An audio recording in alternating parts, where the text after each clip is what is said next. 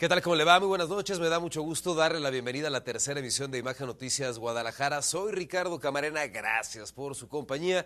Y a continuación, un adelanto de la información que esta noche tenemos preparada para usted. Reforzarán la vigilancia en espacios públicos de la ciudad para el partido México-Inglaterra. Inundaciones, árboles caídos y un intenso caos vehicular deja la lluvia vespertina en la zona metropolitana. Confirman plagio de 5 personas en Zapotiltic. 3 fueron encontradas muertas.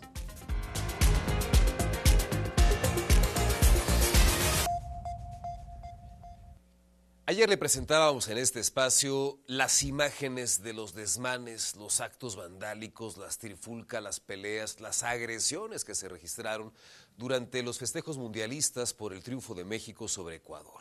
Fue evidente que las cosas se salieron de control y que las autoridades quedaron rebasadas. Y con este antecedente y con la alta afluencia de aficionados que se esperan nuevamente en el Centro Tapatío y en la Minerva este domingo para el partido México-Inglaterra, hoy las autoridades estatales anunciaron el reforzamiento de su operativo de seguridad. Autoridades estatales confirmaron que se reforzarán los operativos de seguridad de cara al próximo partido de la selección mexicana. Esto luego de los disturbios, daños a mobiliario y agresiones a policías registrados tras el partido entre México y Ecuador. La vigilancia será reforzada en los 2 puntos donde se espera la mayor concentración de aficionados, en la zona de la Glorieta de la Minerva y en el Fan Fest del Centro Histórico de Guadalajara, sobre todo en los accesos y zonas exteriores del Fan Fest para prevenir nuevos incidentes. Sí, de hecho vamos a tener mayor cantidad de personas, va a haber los filtros y prefiltros, únicamente vamos a hacer unas modificaciones a la estrategia, sobre todo en la parte exterior del FanFest. Las autoridades tienen identificadas a al menos 3 personas presuntamente relacionadas con disturbios ocurridos anteriormente en partidos de fútbol, por lo que se implementarán acciones para localizarlas e impedir su ingreso al FanFest. En caso de que los detecten queriendo ingresar por alguno de los filtros, bueno, pues se va a evitar que puedan ingresar al FanFest. Y bueno, como lo mencioné hace un momento, ya los tenemos identificados que han participado en algunos otros eventos como manifestaciones o como que han generado alteración al exterior de los estadios cuando hay partidos de fútbol de la Liga MX.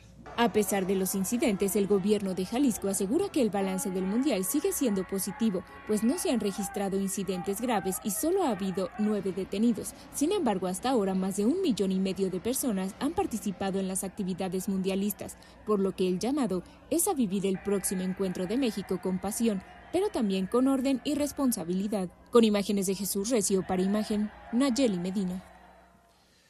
Por su parte, las autoridades tapatías también hablaron esta mañana sobre el reforzamiento de la seguridad, los cierres viales contemplados para el domingo, así como la instalación de más pantallas para que la afición pueda disfrutar de este encuentro. El próximo domingo juega la selección mexicana contra Inglaterra en octavos de final de la justa mundialista y el gobierno de Guadalajara ya prepara un operativo con más de 3,000 oficiales. Y el día de hoy, después de la reunión y a partir de lo que la Guardia Nacional incrementa, la Secretaría de Seguridad Pública, el incremento que vamos a tener también de la Comisaría de Protección Civil y Bomberos con la participación también del Estado, vamos a tener 3,000 elementos dispuestos desde el entorno del FIFA Fan Festival hasta la Minerva. Además de que durante todo el día habrá cierres viales. Sobre todo considerando que como es domingo y habrá vía recreativa y no hay intención de que la vía recreativa se suspenda, el cierre de las calles será todo el día, es decir, desde las 7 de la mañana y hasta el último momento en que se retiren los festejos del triunfo de México, estará cerrada la Avenida Juárez. En la zona de la Minerva habrá diferentes filtros para revisión de los asistentes. Está prohibido pirotecnia, bebidas alcohólicas, botellas de vidrio, paraguas o algún otro objeto contundente.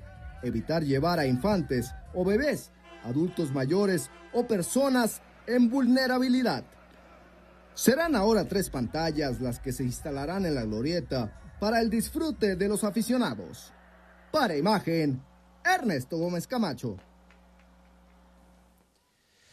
Y justo en este contexto, las autoridades locales recordaron cuáles son las sanciones que contemplan leyes y reglamentos para quienes consuman bebidas embriagantes en la vía pública, tiren basura o incurran en actos de violencia o vandalismo, justo como lo que vimos el pasado martes.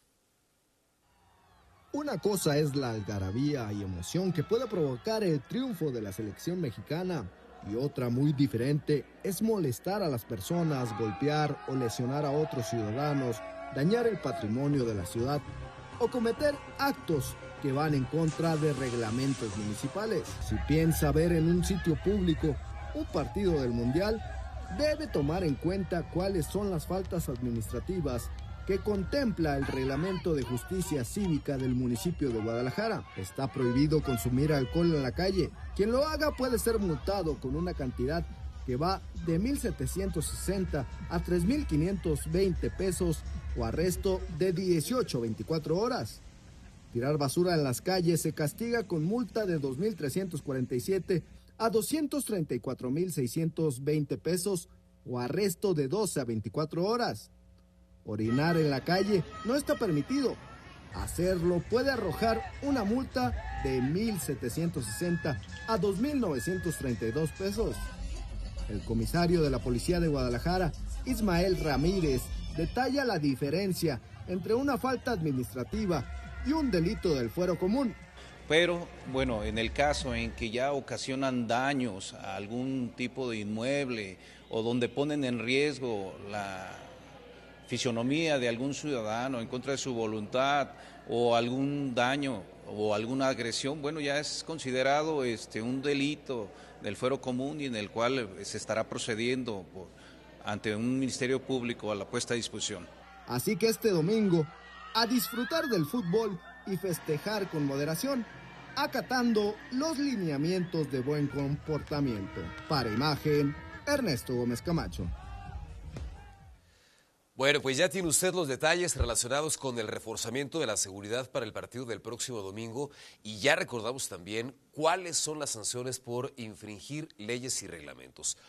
Toca que la ciudadanía acate y que las autoridades hagan valer la ley, porque de nada sirve que existan las sanciones si no se aplican como claramente ocurrió el pasado martes.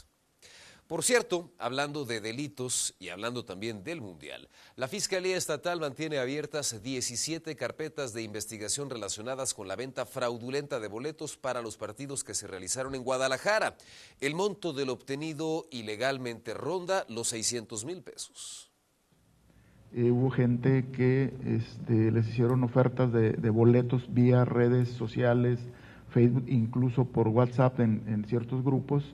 Hubo montos desde 4,000 pesos hasta 120,000 pesos de gente que les ofrecieron venta de boletos y bueno, pues obviamente pues era un fraude. Gracias.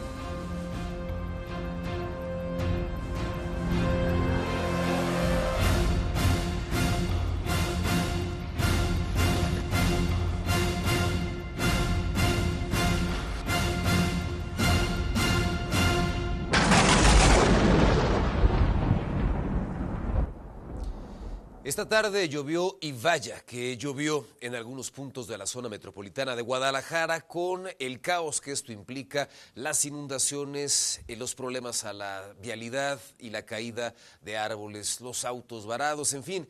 Es Israel Orozco quien nos comparte el balance.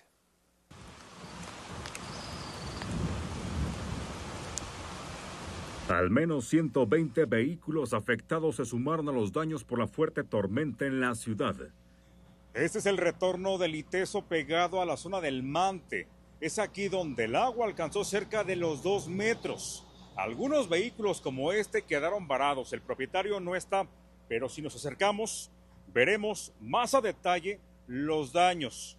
Basura entre las mismas llantas y donde el agua, aquí cubría el vehículo. La lluvia colapsó el sur de la zona metropolitana de Guadalajara, provocando inundaciones, cierres viales y suspensión del transporte público en municipios como Tlaquepaque, Tlajomulco y Zapopan, donde el agua rebasó alcantarillas y pasos a desnivel, por ejemplo, en López Mateos y La Calma. Uno de los puntos más afectados fue Periférico Sur entre Toluquilla y Avenida 8 de Julio. Aquí en esa zona del Tenote Toluquilla, en los carriles centrales y laterales tuvimos la inundación de un metro y medio, donde la fuerza del agua también movió lo que son estos muros de contención. En Miravalle, el Macrobús suspendió su servicio tras las inundaciones sobre Gobernador Curiel. Además, la línea 4 del tren ligero limitó operaciones debido a la acumulación de agua. En Tlajomulco también se reportaron desbordamientos de canales sobre Avenida Adolbert Horn y Arroyo Seco, afectando Periférico Sur y la carretera a Chapala rumbo al aeropuerto de Guadalajara. Mientras tanto, en Guadalajara se reportó la caída de 9 árboles. Uno de ellos cayó sobre un vehículo estacionado en la calle Juan de Ovalle, en la colonia Revolución. Pese a los daños y afectaciones, autoridades confirmaron que no hubo personas lesionadas ni víctimas mortales. Con imágenes de Joan Plasencia, para Imagen, Israel Orozco. Bueno, y por esto indiscutiblemente es importante reforzar las medidas preventivas, tomar nuestras precauciones, aplicar el sentido común, no tratar de jugárnosla para tratar de optimizar los tiempos o concluir algunos traslados que impliquen un riesgo. Conocemos de sobra cuáles son las zonas susceptibles de inundación aquí en el área metropolitana de Guadalajara. Si no es el caso, hay mapas elaborados por el IMEPLAN, hay mapas elaborados por la Universidad de Guadalajara, atlas de riesgo, que nos recuerdan cuáles son los puntos que suelen inundarse, cuáles seguramente van a estar intransitables, para no arriesgar la vida y no perder, como seguramente ocurrió en más de algún caso esta tarde, pues parte de nuestro patrimonio. Autoridades estatales confirmaron el plagio de 5 personas en Zapotiltic. Algunas de estas han sido ya localizadas, lamentablemente sin vida. La Fiscalía de Jalisco informó del hallazgo de 5 personas en Huescalapa, una comunidad del municipio de Zapotiltic. Se trata de 4 hombres, 3 de ellos muertos y una femenina. 2 de los fallecidos tienen relación con las 2 mujeres que, acompañadas de una menor de 4 años, denunciaron una presunta privación ilegal de la libertad en Zapotlán el Grande, de la cual lograron escapar y llegar hasta la nueva central camionera. Sin embargo, la vicefiscal en personas desaparecidas, Blanca Trujillo, señaló que hay inconsistencias en su declaración. Es que ellas fungen como denunciantes, incluso como testigos de los hechos, pero no fueron privadas ni fueron víctimas de delito en ningún momento. Obviamente tienen la calidad de víctimas indirectas al ser familiares de las personas inicialmente desaparecidas. Explicó que la carpeta de investigación se abrió por la desaparición de 2 hombres, pero debido a las indagatorias existía la probabilidad de que hubiera más víctimas. Sin embargo, no existieron más denuncias aparte de las mujeres. Más o menos 48 horas después se da el hallazgo o el reporte de las personas sin vida y 2 personas liberadas, un hombre y una mujer, con lesiones en su cuerpo, pero con vida. Y entonces se concluye que en estos hechos tenemos 5 víctimas. Informó que los fallecidos corresponden a los 2 que tenían la denuncia por desaparición, pero que del tercer muerto no había carpeta de investigación. Detalló que junto a los cadáveres había una cartulina cuyo mensaje es la principal línea de las indagatorias. Pues las personas fueron privadas de la vida y pues les atribuyen la comisión de un hecho delictivo. Hasta el momento nosotros no tenemos ni orden de aprehensión contra ellos, ni un señalamiento directo de que hayan cometido algún delito. No obstante, hizo hincapié en que no es la única línea de investigación. Para Imagen, Carlos Carrizales. Y también está en marcha una investigación para tratar de localizar a 3 jóvenes reportados como desaparecidos en Puerto Vallarta. Continúa la investigación por la desaparición de 3 jóvenes en Puerto Vallarta. Fue el pasado 25 de junio cuando Flor Jocelyn Espinosa, de 18 años, José Israel Ramos, de 17, y Elvira Montserrat Guzmán, de 14, todos alumnos del Colegio de Estudios Científicos y Tecnológicos del Estado de Jalisco, CECITEC, desaparecieron cuando se dirigían a su ceremonia de graduación. Según el testimonio de sus familiares, lo último que supieron de los 3 alumnos es que se encontraban en una parada de autobús conocida como El Zancudo, ubicada en la delegación Ixtapa. Y aunque se hablaba de que podrían haber sido blanco de una privación ilegal de la libertad, la Vicefiscalía en Personas Desaparecidas de Jalisco confirmó que existen indicios para presumir que fueron víctimas de reclutamiento por parte del crimen organizado. Y pues seguimos rastreando de manera puntual de qué manera las personas fueron o pudieron haber sido invitadas por algún tercero para algún tipo de situación. Cabe señalar que las víctimas ya se comunicaron con sus familiares.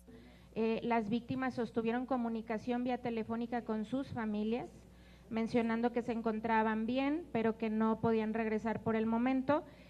Obviamente eso forma parte de la investigación que estamos haciendo. De hecho, una de ellas en una llamada le pide a su familia que quite las fichas de búsqueda. Eso no va a suceder, porque de manera oficiosa las autoridades estamos obligados a difundir las fichas hasta que no se logre la localización de las personas. Las autoridades se mantienen en coordinación con otros estados como parte de las investigaciones. También comentarles que ya se giraron colaboraciones a los estados de Colima y Michoacán para que coadyuven en las investigaciones, porque dentro de nuestro caso se advirtieron algunos indicios en estas dos entidades. Entonces, con imágenes de Jesús Recio, para Imagen, Nayeli Medina.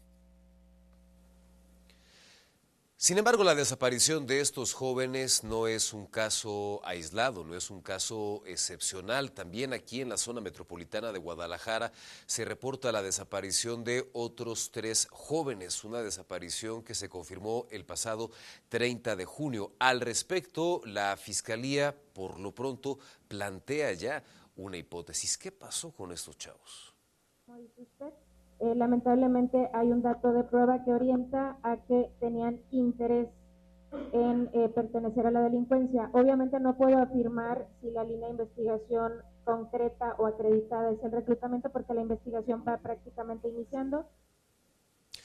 Respecto a este tema, hay que recordar que se ha documentado no solamente en Jalisco, sino a nivel nacional, derivado de investigaciones por parte de académicos, de periodistas, pero también por parte de las propias autoridades, que uno de los sectores de la sociedad que se encuentra en mayores condiciones de vulnerabilidad relacionado con el delito de desaparición de personas es precisamente el de los jóvenes, jóvenes que son reclutados, jóvenes que son seducidos por la delincuencia organizada, jóvenes a los que se les ofrece una mejor vida, un mejor presente y también un mejor futuro, sin que alcancen a dimensionar todos estos adolescentes en qué terreno están adentrándose, el riesgo que implica y además, por supuesto, el engaño que entrañan todas estas promesas. Porque lo cierto es que la inmensa mayoría de estos jóvenes que son reclutados no terminan su vida, vaya, ni siquiera como adultos.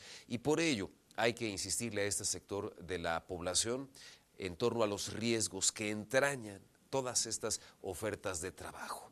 Y hablando justo de esto, de privaciones de la libertad, ya fue girada una orden de aprehensión en contra de un presunto implicado en la desaparición y luego en el homicidio del empresario joyero Jaime Arias García, de 74 años, quien desapareció el pasado 26 de mayo en el municipio de San Gabriel. De esto le platicábamos a usted. Su cuerpo fue localizado 3 días después con huellas de violencia cerca de la carretera Ciudad Guzmán-El Grullo, por lo que la orden de aprehensión contempla los delitos de desaparición de personas, pero también de homicidio calificado.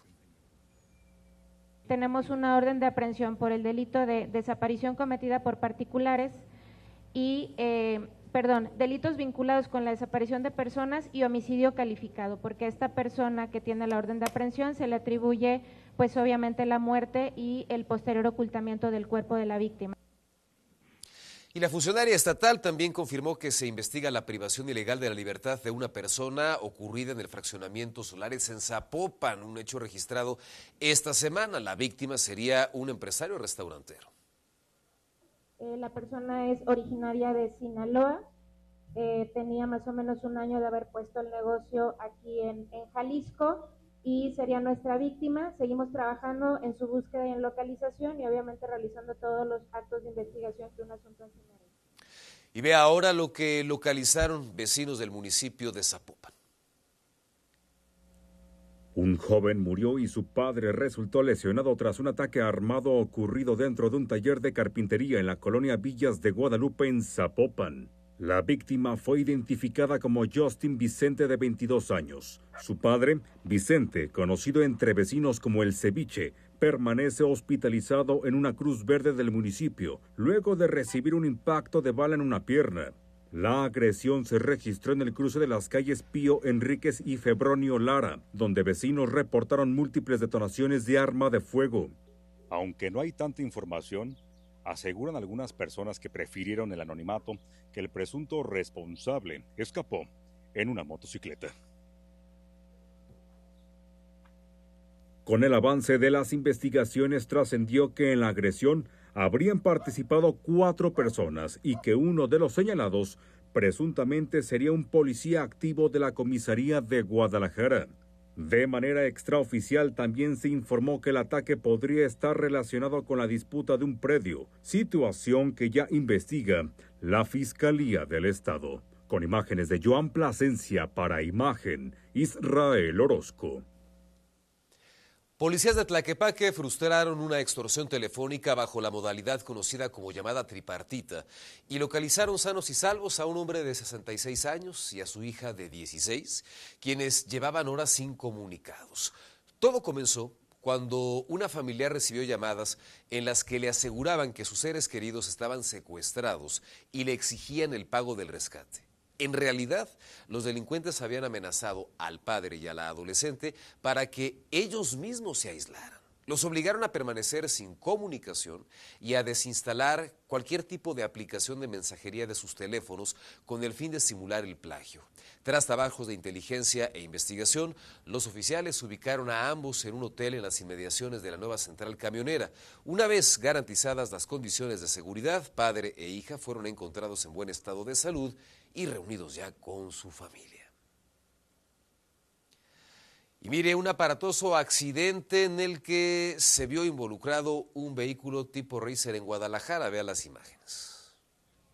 El conductor de un vehículo deportivo todoterreno resultó herido tras protagonizar una aparatosa volcadura en calles de la colonia San Rafael en Guadalajara. El accidente ocurrió sobre Avenida del Parque, casi al cruce con la calle Ciencias. El vehículo tipo Racer terminó volcado sobre uno de sus costados después de perder el control e impactar a una camioneta que se encontraba debidamente estacionada. Inicialmente se reportó que el conductor había quedado prensado, sin embargo, a la llegada de los cuerpos de emergencia fue localizado fuera del vehículo con diversas contusiones. Mientras algunos vecinos señalaron que el vehículo circulaba a exceso de velocidad, el lesionado aseguró que otro automovilista le cerró el paso de forma intempestiva y posteriormente escapó del lugar. Una fractura expuesta de radio y cúbito, condición regular. Vamos trasladado aquí a 18 Luisenques para su valoración. Menciona que se le atravesó un vehículo, pierde el control del vehículo y es cuando comienza la volcadura. Elementos de la policía vial quedaron a cargo del deslinde de responsabilidades y analizarán las cámaras de videovigilancia de la zona para esclarecer los hechos. Informó para Imagen Alberto Mariscal. Vea las características de la siguiente vialidad y el peligro que entraña.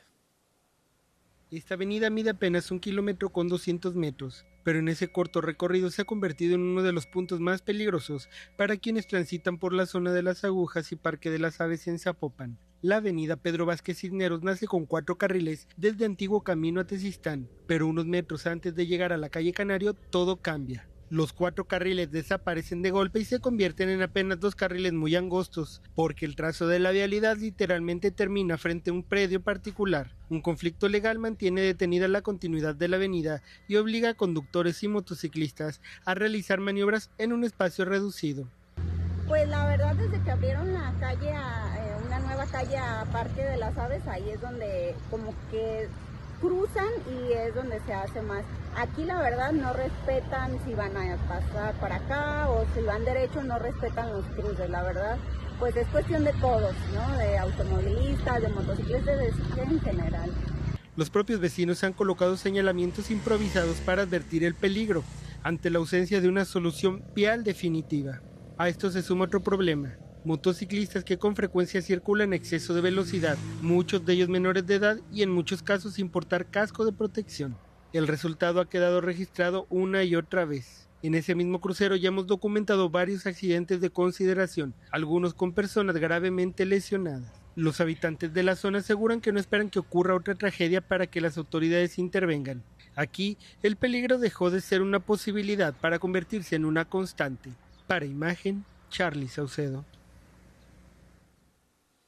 Nos vamos, muchas gracias, que pase usted una excelente noche y descanse.